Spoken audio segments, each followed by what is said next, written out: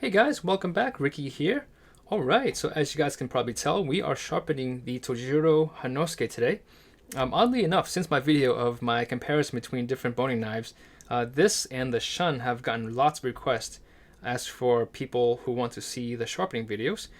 So we're going to do it today, and I'm going to show you my method. Again, this is not the only method out there, but hopefully it'll work for you. So it'll be as I'm going to do my best to explain as we go along. So I'm just going to wet my stone here. The knife is still fairly sharp. Okay, so I'm going to run the knife on the brick 20 times just to make sure that we have a very dull edge. And as you guys have seen all my other videos, every knife that has gone on this brick does not survive the brick test. So it will be quite dull. And I think that we're halfway through now.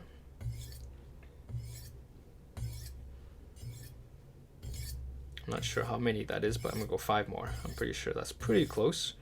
We're probably a little bit over 20 at this point. Okay, so as you can see, it's not going to cut anything. Okay, from edge to edge. Yeah, my fingers are still there. All right, so I'm gonna do a really quick rub down on my stone. All right, so this knife here, if we, you guys probably can't see this, but it's a wedge shape. Okay, so it's not quite a single bevel. It's almost a single bevel knife. But we're probably looking at a 80-20, or some people will say 70-30.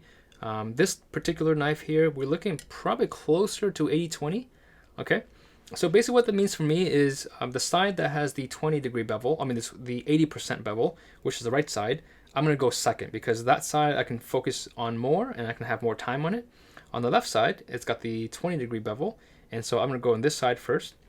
And so this is kind of a, interesting because this knife is almost perfectly flat, okay? And so you don't want to go and do the single strop method, okay? It won't work with this knife. You definitely want to go push and pull, okay? And so because this knife is relatively short and you have to still get that bottom edge, okay? So you do have to turn. So I'm going to do this knife in 2 sections. I'm going to go sharpen this way, and then I'm going to transition to this section over here. Okay, then afterwards we'll do and then on the right side I can do one side because you can see the entire length of the blade can fit on the stone. But it's got a really gentle curve. Okay, so you really can't even see it with the naked eye, but when you're on the stone and you actually lay the knife down on the stone, you can see that the top tip and bottom tip lift off the stone slightly. Okay, so anyways, so we're gonna go and start on the left hand side. And as you guys know, how I find my angle is I simply go by feel. Okay, I simply play with the knife a few times, a few strokes, and I kind of lean the angle and see which angle gives me the best resistance without feeling that the knife is eating into the stone. Okay, and so that, again, I do that with all of my knives. As you guys know, if you guys have been watching my videos, I never tell you exact angles because every single knife is a little different. Even to the same knives from the same lineup will have a slightly different angle. Okay, so I never tell people 15 degrees, 12 degrees, 20 degrees.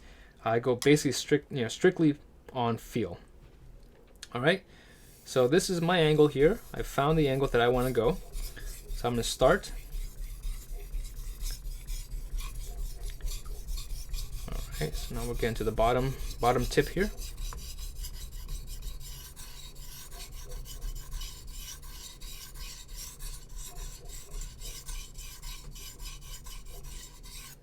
Now this is the Chosero 3000, in case you guys are wondering.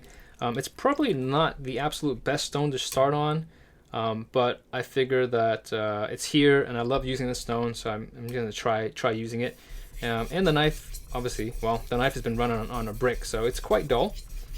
But this stone is a really good cutting stone, and it cuts just as fast as many 1000 grit stones out there. Okay, you want to make sure that you use as much of the stone as you can.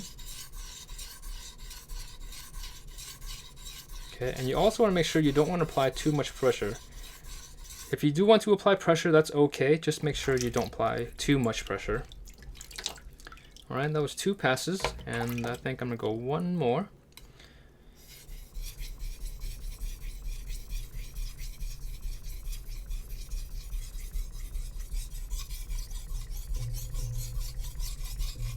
Okay, let's turn our knife a little bit here.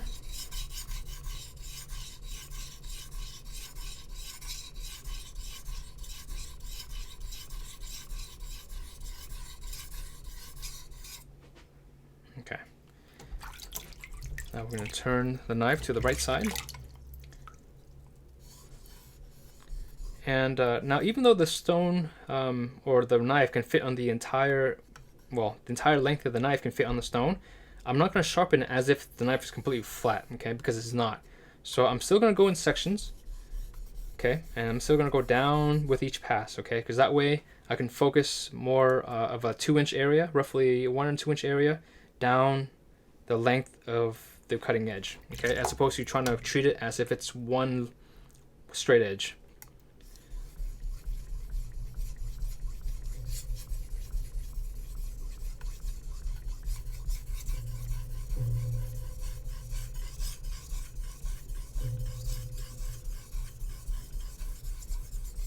Okay.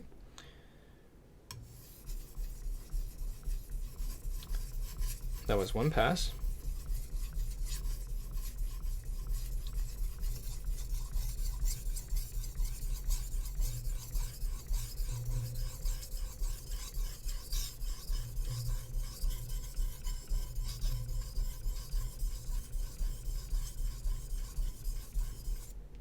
Okay, that was 2. We'll go 1 more.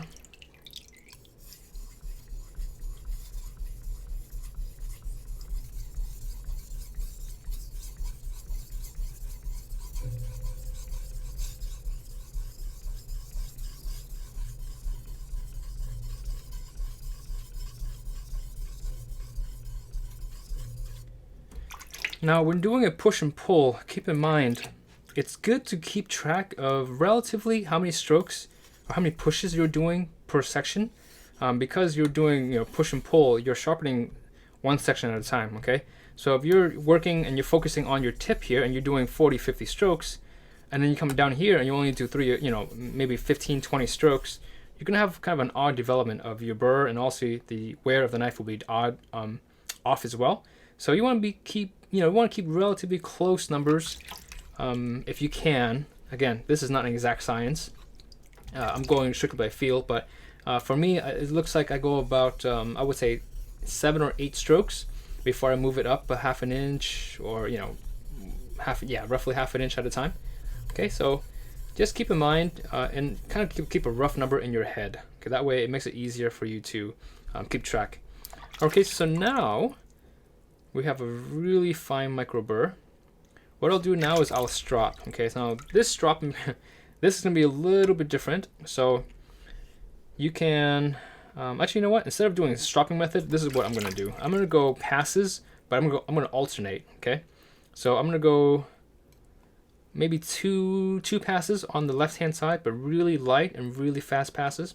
Then I'll go 2 passes on the right. Then I'll go 1 pass, and I'll alternate a couple times, and let's see how the edge comes out. Again, this is all experimental for me. Okay, knife sharpening is not a science, and I like to explore new ways of how I can play with the burr and play with the edge and see what kind of result I can get. So we're gonna go 1 pass or 2 passes, just very, very quick and very, very light.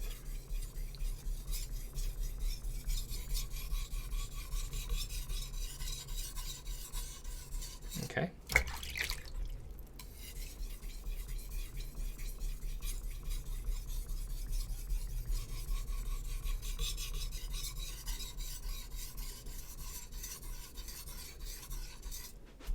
All right, so we'll go 2 passes on this side.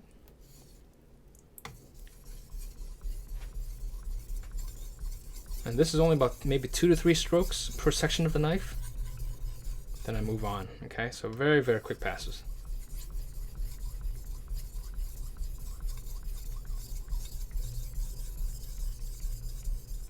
Okay, so what I'm doing now, because I'm spending so little time, is I'm not really developing the burr or doing anything to remove more material. I'm simply pushing the burr back and forth and letting the burr kind of fall off on its own.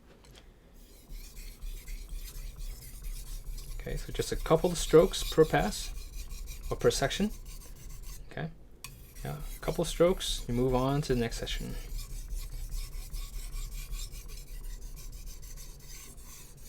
Okay, I'll go to the right side again.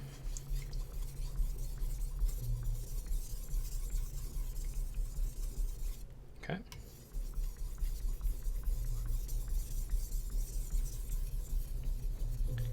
All right, so now what I'm gonna do is yeah, I mean the burr, I can barely feel any burr on either side. So I think my burr is relatively straight now. So now I'll go just a few strokes, and I'm just gonna pull that burr off. I'm gonna go, let's say 6 strokes.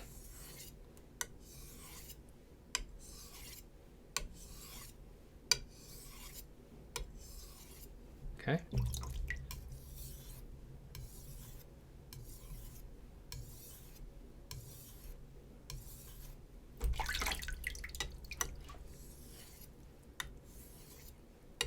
We'll go 4. Okay.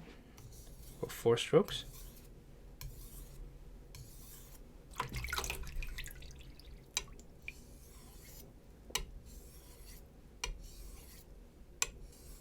Okay, do 4 again.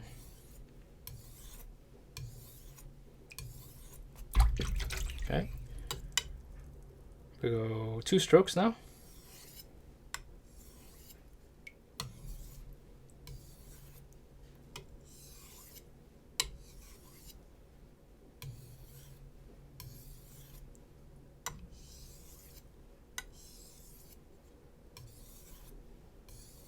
Okay, now we go 1 stroke on each side.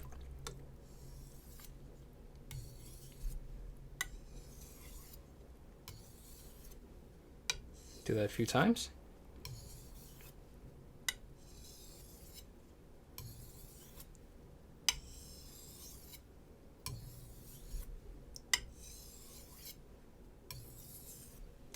Okay, so let's see how the edge is doing. All right, so we're gonna cross our fingers, and hopefully this will cut. All right, let's take a look here. We're gonna dry this off.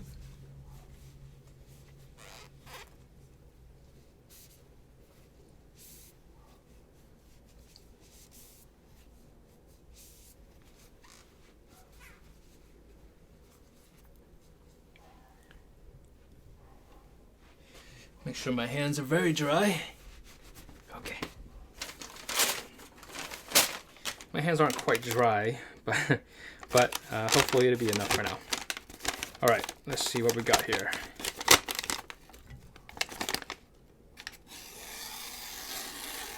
All right, yeah, from tip to tip. Here we go.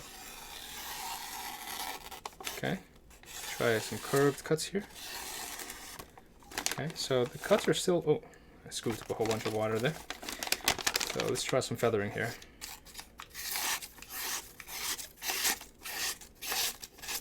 Okay, let's try some folded cuts. Let's see how it looks.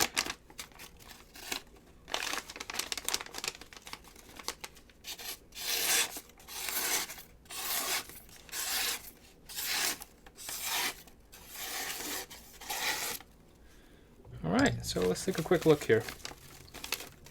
All right, the feathering is not bad at all, okay? Not bad at all. Pretty clean. The curved cuts are pretty nice. And the folded paper, okay? So from edge to edge, this knife is fairly sharp. You know, it's a pretty clean edge. From tip to tip, I meant to say. Yeah, so it cuts pretty well, okay? So yeah, I mean, there's many ways to sharpen your Honosukis, and this is just one of them. And this is something I just am experimenting with. And I've actually never sharpened my knife this exact way before. And so let's clean the stone up real quickly. Yeah, so overall, I mean, it's not a really, I mean, it is more difficult than a chef knife because the edge is not quite straight like a Yanagaba and is not quite curved like a typical chef knife.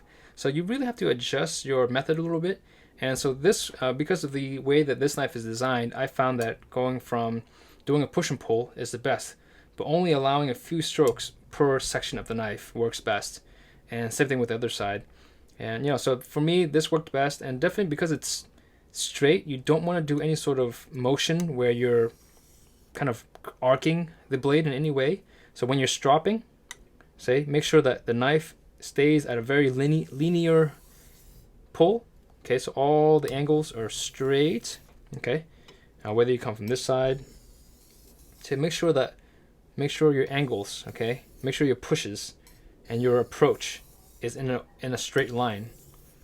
Okay, So I think that's something that's very important for this knife here. That's how you're going to achieve keeping this knife at an optimal sharpness, is by allowing the stone to keep that knife in a straight line, okay, and using your hand to guide that edge. Okay, so no fancy arcs, no fancy motions, just very linear, very straight, and keep that pressure relatively consistent on the stone. On the stone. So if you're pushing, and once you get to this point here, make sure you have some pressure on the back end too, so that pressure is evenly distributed throughout the length of the blade. Okay, so not the hardest knife to sharpen. It just takes just a little bit of practice, because it is very different than most of the knives that you guys probably have in the kitchen. But definitely very doable, as you guys can see there. It only took a few minutes, and these sessions take a lot longer with a 3,000 grit stone. If you guys had a 1,000 or 5,000 or 500 grit stone, it would be a lot faster. But because I'm using the 3,000 Chaucer here, just kind of, it helps me polish the knife at the same time. And I really just enjoy how this stone feels.